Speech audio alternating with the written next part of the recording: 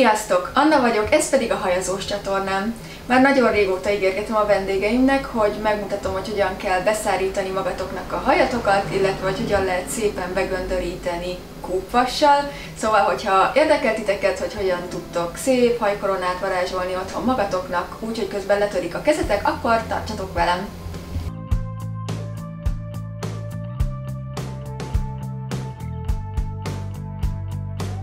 Amikor beszeretnétek szárítani a hajatokat, először elő kell szárítani, és itt ez nagyon fontos, hogy úgy kezeljétek a beszárítás folyamatát, minthogyha a hajat vasalnátok, vagy hajat göndörítenétek. Tehát majd, hogy nem teljesen száraz hajon kell a körkefével bíbelődni. Nagyjából olyan 90%-ban száraznak kell lennie a hajatoknak, tehát az első hiba, amit elkövettek, valószínűleg, hogy nem szárítjátok elő a hajatokat. Ezt tegyétek meg, legyen majdnem száraz, és én ezt úgy csinálom általában, hogy előre dobom a hajamat, és így egy kicsit a töve is emeltebb lesz, emeltebb stílus. Az Cicero, nem a haj. Emelté válik. Kösz, megemelté, mindegy, jó ez így.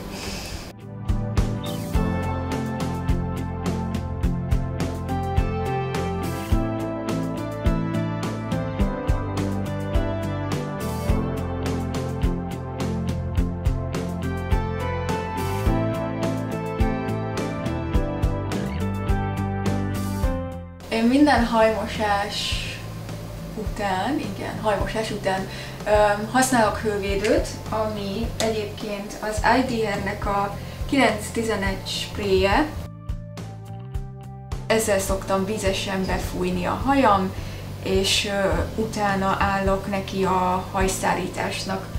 Miután előszárítottátok a hajatokat, utána jön maga a körkefézés. Nagyon fontos az, hogy a beszárításhoz milyen körkefét választunk, hiszen a hosszabb hajhoz egy nagyobb átmérőjűre van szükség, a rövidebb hajhoz pedig egy kisebb átmérőjűre. Az én hajamra egyébként ez is jó és ez is jó. Hogyha egy picit befelé kunkorodóbb hajvégeket szeretnék, akkor általában ezt használom, de alapvetően a hajhosszomhoz egyenesre ilyen körkefével lehet szárítani, ez pedig egy tök közepes, de ez is jó hozzá. Egy rövidebb pixi hajhoz mondjuk ez a kettő szükséges, egy nagyon hosszú hajhoz, ami akár már a lapockáig leér, pedig már ez kell. Egyébként én Olivia Gardennek a Multibrush nevű körkeféit használom itt az üzletben, és ez azért jó, mert ilyen szuperül lecsatolható róla a nyele, át lehet rakni másikra, közben pedig mondjuk, ezt elbénáztam.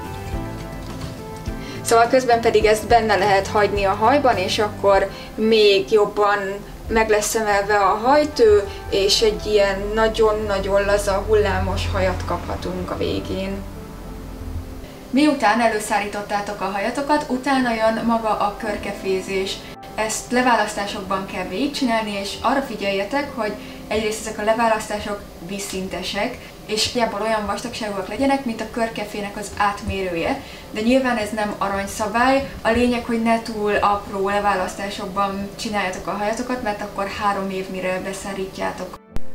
Na és akkor mutatom, hogy én hogyan szoktam ezt csinálni. Általában 4 darabban, tehát 4 leválasztással készítem el a saját hajamat, és most láthatjátok az elsőt. Itt a leges-leges legfontosabb, hogy forogjon a körkefe, tehát azt a kezetekkel folyamatosan forgatni kell. Nyilván, hogyha full egyenesre szeretnétek szárítani, akkor ez nem szükséges, de hogyha szeretnétek azt, hogy egy kicsit befelé kunkorodjon és olyan szép összhatása legyen, akkor mindenképp forogjon az a körkefe. A második leválasztást szintén ugyanúgy csinálom, ahogy az elsőt, de itt már látjátok ti is, hogy az oldalsó hajrész is belekerült, tehát egyik oldalon szoktam általában elkezdeni, aztán jön a másik oldal, és úgy jön a hátulja, mert így egyszerűbben tudom megcsinálni. Ez egy ilyen saját szokás. Mivel én nem tudok kétkezezni, tehát nem tudom azt megcsinálni, hogy az egyik oldalon egyik kézben a hajszárító, a másik oldalon a másik kézben, ezért folyamatosan ilyen nagyon fura kitekert pózban van a kezem. Valószínűleg nektek sem biztos, hogy kézre álló az, hogyha kétkezeztek, tehát megcserélitek a hajszárítót és a körkefét, úgy csináljátok, ahogy nektek az kényelmes, viszont számítsatok arra, hogyha nehéz a hajszárítótok, akkor iszonyúan fájni fog a végén a bicepszetek, az alkarotok, minden, mert azért elég magasra kell tartani elég sokáig azt a hajszárítót.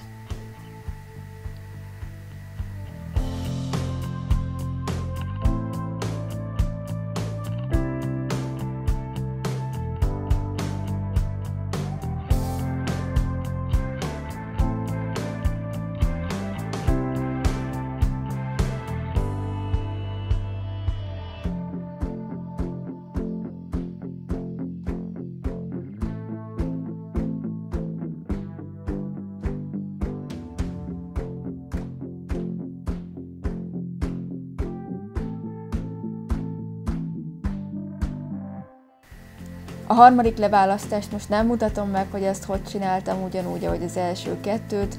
Egyből át is ugrunk a végére, ahol a fejem tetejét szárítom be.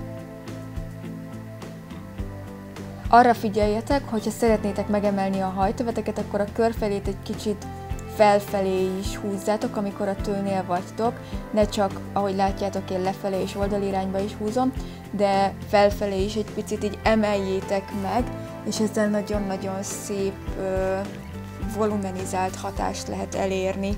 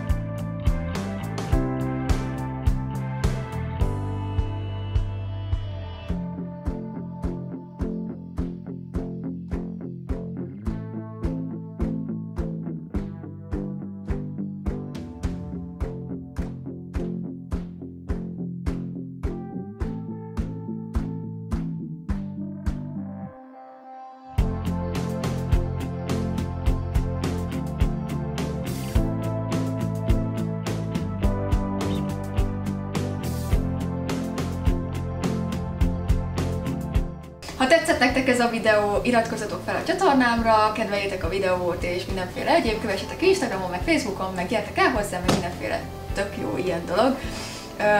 Találkozunk legközelebb is, akkor megmutatom majd, hogy hogyan kell ápolni a színes, szőkített, nagyon extrán sérült hajat, hogy mégis szép legyen, és varázslatos, és minden csávó menjen utánatok.